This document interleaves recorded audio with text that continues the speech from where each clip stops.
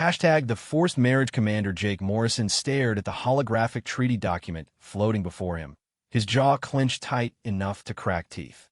The alien symbols shifted and rearranged themselves into English as the translation matrix worked its magic, but the meaning remained brutally clear. "You want me to what?" he said, his voice deadly quiet.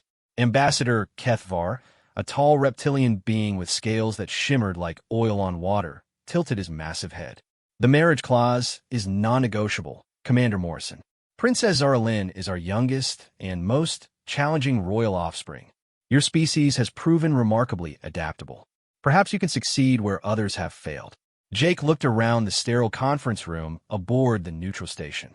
Representatives from 12 different alien species sat around the curved table, all watching him with various degrees of curiosity, amusement, or outright hostility. Earth needed this alliance desperately. The Vorthak Empire was expanding toward human space, consuming everything in their path. Without the Galactic Defense Coalition's protection, humanity would be extinct within a year. "There has to be another way," Jake insisted. "I'm a soldier, not a diplomat, and definitely not marriage material for alien royalty." The Veltheri representative, a crystalline being that communicated through harmonic vibrations, chimed in with what the translator rendered as mild amusement. "The princess has already rejected 47 suitors from various species. She has proven quite destructive to potential matches. Your species' resilience is legendary. Perhaps you will last longer than the others." "What happened to the others?" Jake asked, though he wasn't sure he wanted to know. "They survived," Kethvar said quickly. "Mostly. The burns healed. The memory loss appears to be temporary in most cases." Jake rubbed his temples. 3 months ago, he'd been leading Marine squads against pirate raiders on the outer colonies. Now he was being asked to marry an alien princess, known for hospitalizing her suitors. The absurdity of it would have been funny if the fate of his entire species wasn't hanging in the balance. "What's so special about this princess anyway?" he asked. "Why is marrying her off so important to this alliance?" The alien ambassadors exchanged glances that somehow managed to look uncomfortable despite their vastly different facial structures. Finally, Kethvar spoke. "Princess Zaralyn possesses certain abilities that make her extremely valuable as a diplomatic tool. Her marriage would cement our coalition's unity and provide significant strategic advantages. However, she has proven resistant to the concept of political marriage. She has very specific requirements for a potential mate." "Let me guess," Jake said dryly. "They need to be nearly indestructible?" "Among other things, yes. Your species' psychological resilience, combined with your surprising physical durability, makes you an ideal candidate.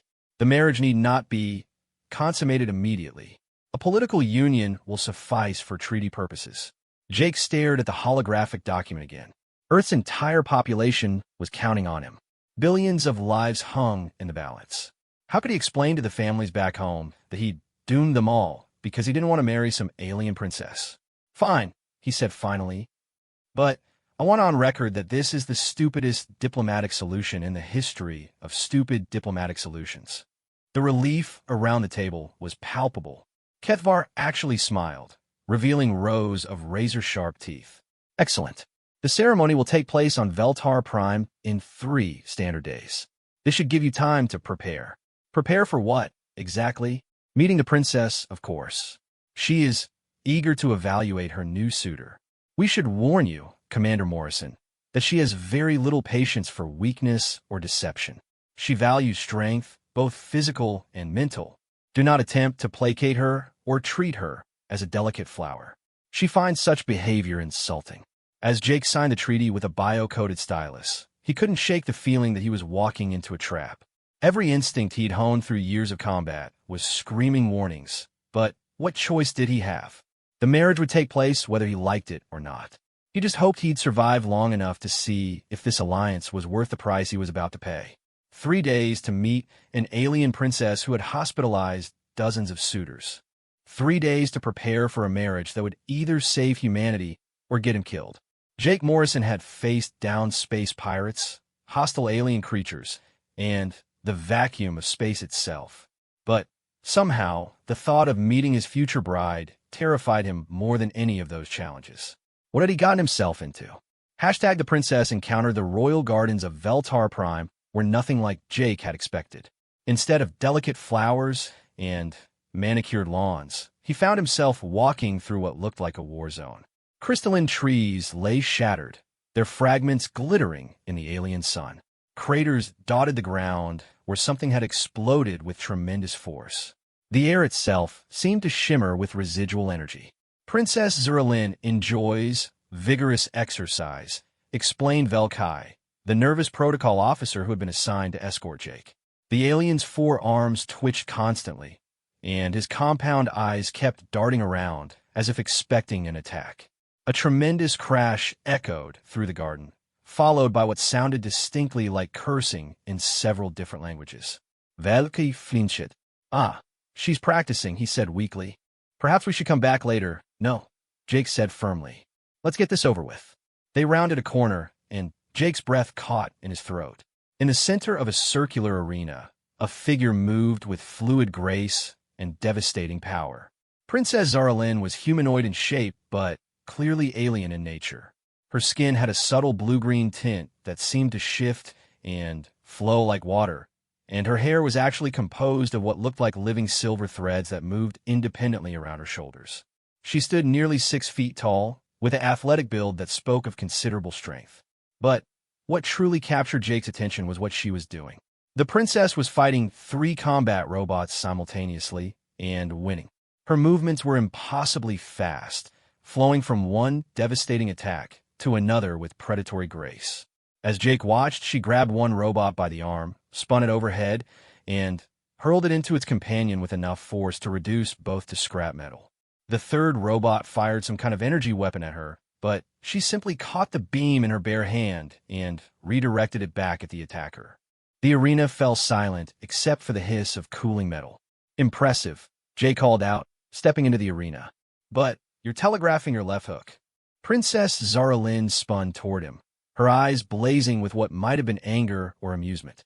Up close, Jake could see that her eyes were the color of deep ocean water, with flecks of silver that seemed to swim through the blue-green depths. And who are you to critique my fighting technique, human?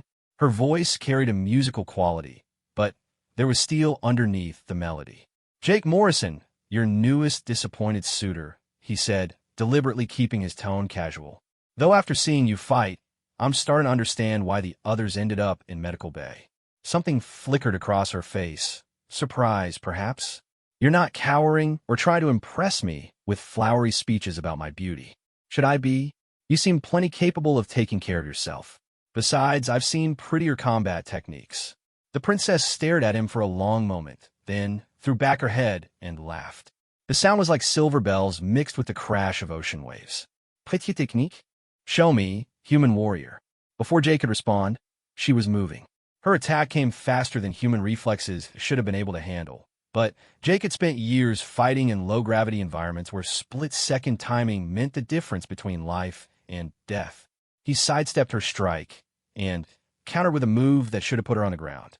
Instead, she flowed around his attack like water, her body bending in ways that seemed to defy physics.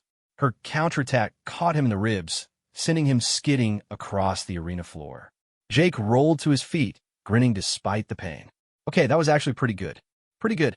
Zuralin's eyes flashed dangerously. I could have killed you 3 times during that exchange. But you didn't, Jake pointed out. Why not? The question seemed to catch her off guard. You're my intended husband.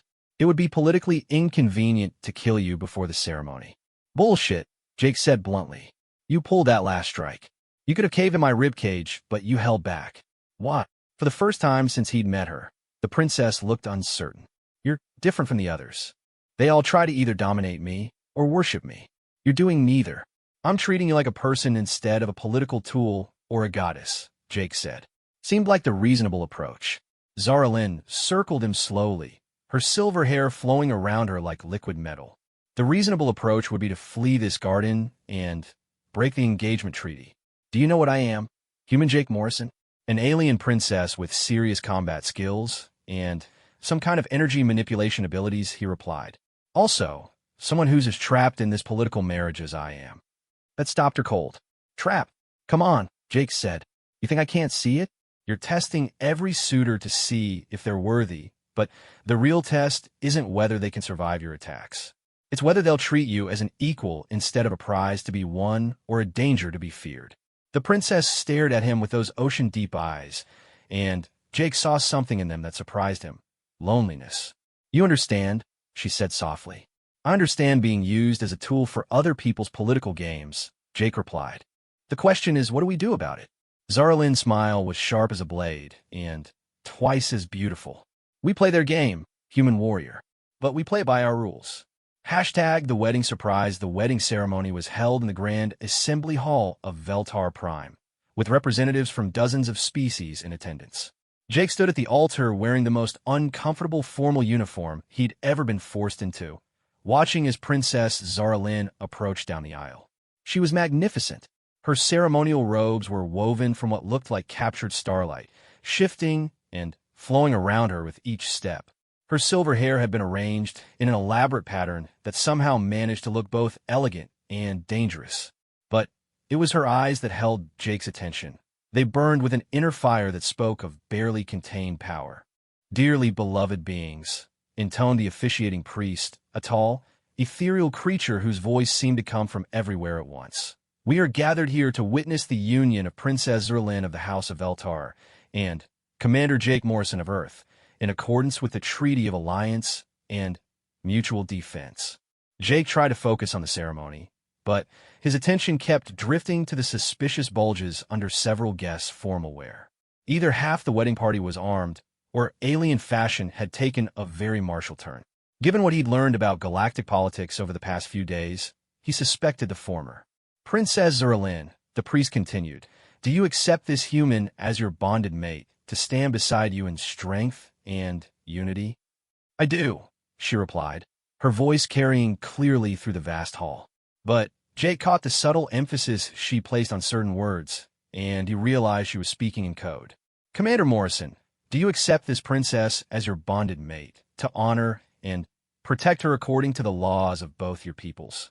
"I do," Jake said, putting his own subtle inflections into the response. He learned enough about Zarlin over the past 2 days to know that she had something planned. As the priest raised his hands to pronounce them married, alarms suddenly began blaring throughout the hall. Emergency lights bathed everything in harsh red illumination, and the assembled guests erupted into chaos. "Vorthack ships detected entering the system," announced a mechanical voice. "All defensive positions, prepare for..." The announcement was cut short as the hall's main viewport showed a massive explosion in orbit. Through the transparent aluminum, Jake could see the distinctive black-hulled vessels of the Vorthack Empire emerging from hyperspace. "They're early," Zarlin said calmly, even as panic spread through the wedding guests. "I'd hoped we'd have more time." "Time for what?" Jake demanded. "To prepare for this." She gestured toward the viewport, where more Vorthack ships were appearing by the second. "Did you really think this wedding was about romance, human?" The Vorthack had been planning to disrupt this alliance from the beginning. They have agents among the coalition species. Jake's mind raced as the pieces fell into place. The wedding was bait. "The wedding was a trap," she corrected. "But not the kind you think." Before Jake could ask what she meant, explosions rocked the hall as Vorthack fighters strafed the palace complex. Several of the wedding guests had drawn weapons and were firing at each other, revealing themselves as enemy agents. The ceremony had devolved into a battle zone in seconds. "Stay close to me," Zarlin commanded, her voice taking on an otherworldly resonance. "And try not to be shocked by what you're about to see." The princess raised her hands, and the very air around her began to glow. Energy crackled between her fingers as she drew power from some unknown source. When she spoke, her voice carried harmonics that made Jake's bones vibrate. "I am Zerlin, daughter of stars, keeper of the ancient flame," she declared. And suddenly, Jake understood why every other suitor had ended up in medical bay. The princess wasn't just royalty. She was something far more dangerous. Pure energy erupted from her hands, not the focused beams of a weapon, but raw, chaotic power that seemed to respond to her will. Vorthack agents throughout the hall screamed as the energy found them, not destroying them, but somehow marking them, making them glow with the same silver fire that danced around the princess. "She's a conduit," breathed one of the alien ambassadors. A living channel for cosmic force. Jake finally understood the real reason for this marriage. It wasn't about diplomacy or politics. It was about power. Literal, universe-shaking power that flowed through Zara Lynn like electricity through copper wire. The Vorthack came for me, she told Jake as she maintained the energy field that was systematically identifying every enemy agent in the room. They've been hunting my kind for millennia. A conduit bonded to the right partner becomes exponentially more powerful. And humans are the right partners? Jake asked, dodging a blast from a Vorthack weapon. Humans are chaos incarnate, she replied with a fierce grin. You adapt, you survive, you find ways to do the impossible. Your species doesn't channel cosmic force. You wrestle it into submission and make it work for you. The energy field around them pulsed brighter, and Jake felt something incredible happening. The chaotic power flowing from Zara Lynn was somehow synchronizing with his own bioelectric field, creating resonances he'd never imagined possible. Feel that? She asked. That's why they're terrified of us together. Jake felt it, all right. It was like standing in the eye of a hurricane made of pure possibility. And somehow impossibly it felt right. So what now? He asked as Vorthack ships continued to darken the sky outside. Zara Lynn's smile was brilliant as a star-going supernova. Now we show them what happens when you threaten our wedding. Hashtag the power unleashed. The battle for Veltar Prime raged across 3 dimensions as Jake and Zara Lynn fought their way through the chaos of the disrupted wedding ceremony. Outside the hull's massive viewports, Vorthack warships exchanged fire with a hastily assembled coalition defense fleet, while inside the hull itself, revealed enemy agents battled with loyal wedding guests in a deadly melee. But Jake's attention was focused on something far more immediate and terrifying than the space battle outside. The power flowing between him and Zara Lynn was growing stronger by the second, building toward something that felt like it could reshape reality itself. I need you to trust me completely, Zara Lynn said as she deflected a Vorthack energy blast with her bare hand. What we're about to do has never been attempted with a human partner. What exactly are we about to do? Jake shouted over the sounds of battle, putting 3 rounds center mass into a Vorthack infiltrator who was trying to flank them. Save everyone, she replied simply. The cosmic energy crackling around the princess suddenly shifted, flowing not just from her, but somehow through the connection she'd formed with Jake. He gasped as power beyond imagining coursed through his nervous system. But instead of destroying him as it should have, his human adaptability allowed him to channel it, focus it, make it useful. Impossible, whispered Ambassador Kethvar, who was crouched behind an overturned table nearby. Humans shouldn't be able to survive direct contact with conduit energy, let alone channel it. We're good at doing things we shouldn't be able to do, Jake said grimly, raising his sidearm. But when he pulled the trigger, the bullets that emerged weren't normal projectiles. They were wrapped in the same silver energy that surrounded Zara Lynn, and they punched through Vorthack armor like it was tissue paper. Feel it? Zara Lynn asked, her eyes blazing with power. This is what they're afraid of. A conduit bonded with a species that refuses to acknowledge limitations. Jake felt it, all right. The energy wasn't just enhancing his physical capabilities. It was expanding his consciousness, allowing him to perceive the battle on levels he'd never imagined. He could sense the Vorthack ships in orbit, could feel the ebb and flow of the space battle, could even detect the quantum signatures of enemy agents throughout the palace complex. There, he said, pointing toward a section of the hall that looked empty. 3 more infiltrators, using some kind of cloaking technology. Zara Lynn smiled and gestured toward the area Jake had indicated. The air shimmered, and 3 Vorthack soldiers suddenly became visible as their cloaking devices overloaded from the cosmic energy pulse she directed at them. Your species is remarkable, she said as they moved through the battle zone like a force of nature. Most beings require years of training to work with conduit energy. You're learning to master it in minutes. We're quick learners when our survival depends on it, Jake replied, using his enhanced perception to anticipate and counter a Vorthack attack from behind. But this is just the warm-up act, isn't it? The real show is outside. Through their shared connection, Jake could feel Zara Lynn's agreement. The space battle was going badly for the coalition forces. The Vorthack had arrived with more ships than expected, and Their advanced technology was proving superior to the hastily assembled defense fleet. The coalition will fall without direct intervention, she said. But what I'm proposing, it could kill us both. What kind of intervention? Jake asked, though he suspected he already knew. A full manifestation, Zara Lynn replied, channeling cosmic force on a scale that could affect the entire star system. No conduit has ever attempted it with a human partner because no human has ever survived the initial bonding process.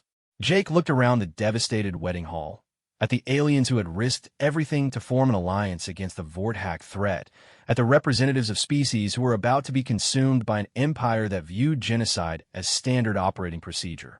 How many people die if we don't try? He asked. Billions, she said quietly. The Vorthack don't take prisoners. Then we try. Jake's voice was steady despite the magnitude of what they were contemplating. What do you need me to do? Zara Lynn's expression showed a mixture of admiration and terror. Just hold on, and don't let go no matter what happens. She took his hands in hers, and the energy connection between them exploded into something beyond Jake's ability to comprehend. Power flowed through him that could have ignited stars or snuffed them out with equal ease. Every atom in his body should have been torn apart, but somehow his human stubbornness and adaptability held him together.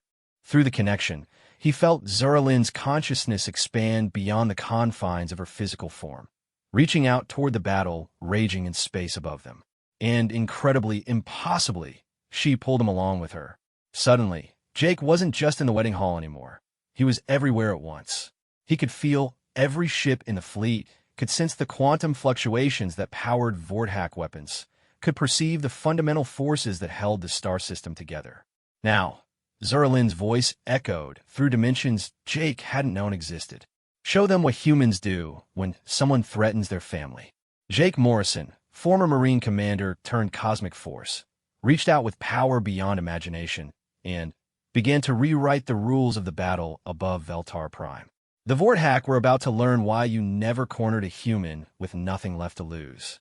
Hashtag the new reality. The Vorthack fleet had dominated space battles across the galaxy for over 1,000 years.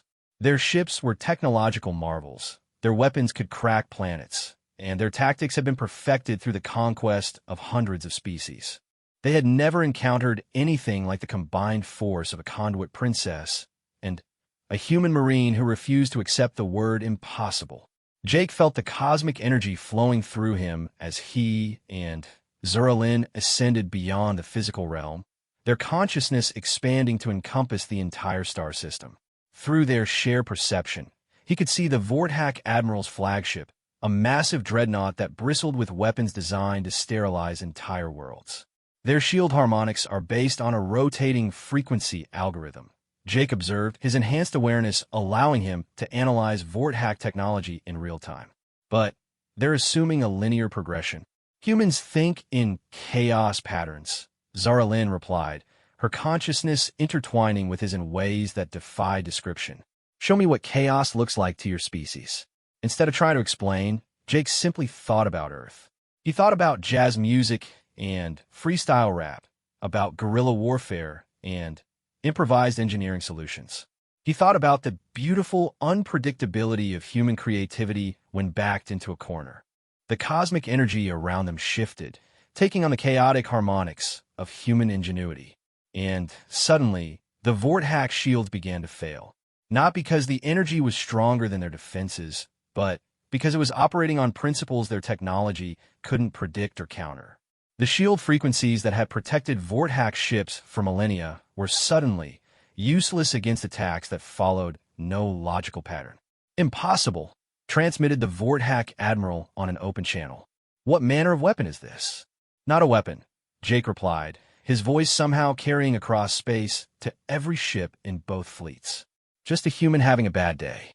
The cosmic force flowing through him, and Zara Lynn reached out to touch each Vorthack vessel, not destroying them, but doing something far more devastating to an empire built on technological superiority. It began adapting their own weapons against them. Vorthack plasma cannons turned on their parent ships as Jake's chaotic influence convinced their targeting systems that the real enemy was actually behind them. Navigation computers began plotting courses to random coordinates as Zaralin's cosmic awareness fed them contradictory data. Shield generators overloaded as the energy frequencies they were designed to repel suddenly became the frequencies they were designed to amplify. "This is not possible," the Vorthack Admiral transmitted again, his voice carrying a note of panic that had never been heard from their species before. "Cosmic conduits cannot affect technology directly." "You're right," Zaralin's voice resonated across multiple dimensions. "Conduits can't, but humans bonded with conduits apparently can. Your mistake was assuming we'd play by your rules." The battle was over in minutes. Not because the Coalition fleet had won a glorious victory, but because the Vorthack fleet had effectively defeated itself. Ships that had dominated the galaxy for centuries drifted helplessly in space, their crews struggling with technology that no longer obeyed basic physics. But Jake wasn't done yet. Through his connection with Zaralin, he reached out further, touching every Vorthack ship, base, and outpost within 100 light-years. The same chaotic influence that had crippled the fleet began spreading through the entire Vorthack Empire, causing their technology to turn unreliable at exactly the worst possible moments. "Jake," Zaralin's voice carried a warning. "If we push much further, we risk damaging the fundamental forces that hold this region of space together." With tremendous effort, Jake pulled his consciousness back from the brink of remaking reality itself. The cosmic energy flowing through him gradually subsided until he was once again aware of his physical body, standing in the ruined wedding hall with Zaralin's hands still clasped in his. Around them, the surviving wedding guests were staring in awe at the viewports, where the once mighty Vorthack fleet drifted helplessly among the Coalition ships. "How?" asked Ambassador Kethvar, his voice barely a whisper. "Humans don't channel cosmic force," Zaralin explained, her own voice hoarse from the effort they'd just expended. "They convince it to work for them instead. I've never encountered a species that could impose their will on fundamental forces through sheer bloody-mindedness." Jake looked around the devastated hall, then up at his new wife. "So, was this the kind of wedding you were hoping for?" Zaralin laughed, the sound carrying harmonics of cosmic energy that made the air itself sing. "It was perfect, though I think we may have set some unrealistic expectations for future royal weddings." "The alliance is secure," announced one of the Coalition representatives, monitoring reports from the disabled Vorthack fleet. "Their entire command structure is in chaos. It will take them decades to rebuild their technological capabilities, if they ever can." "And humanity?" Jake asked. "What happens to Earth now?" "Your species has just demonstrated that it can channel cosmic forces in ways previously thought impossible," Kethvar replied. "I suspect Earth is about to become the most important planet in the galaxy." Jake considered this prospect with mixed feelings. Humanity had wanted to join the galactic community, but he suspected they'd just jump straight to the head of the class in ways that would make everyone else very nervous. "We'll figure it out as we go," he said finally. "That's what humans do." Zaralin squeezed his hand, cosmic energy still crackling softly between their fingers. "Together," she corrected. "That's what we do." As they stood among the ruins of what had been meant to be a simple political ceremony, Jake realized that everything had indeed changed. Not just for him, not just for Zaralin, but for every species in the galaxy. The age of human cosmic influence had just begun, and nobody, least of all Jake Morrison, had any idea where it might lead. But for the first time since this whole adventure started, Jake found himself actually looking forward to finding out.